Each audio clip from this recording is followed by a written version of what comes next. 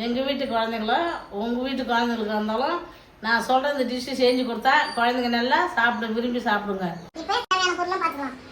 பொடி பண்ண கொத்தமல்லி, புதினா, நறுக்கி வச்ச வெங்காயம் 250 கிராம், அவிச்ச முட்டை கட் பண்ணி வச்சு 5 முட்டை, ரவை 1 கப்பு, அரிசி மாவு 1/2 கப்பு, கடலை மாவு 1/2 கப்பு, சோள மாவு 1 கப்பு, இஞ்சி பூண்டு பேஸ்ட்டு, கரம் மசாலா, புதினா.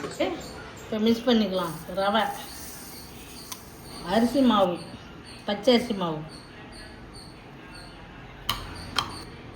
சோள மாவு, இது கடல மாவு,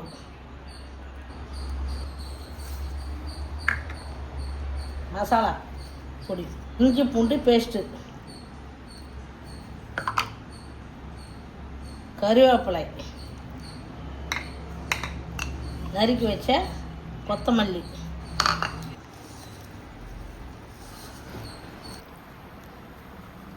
கடலை எண்ணெய்,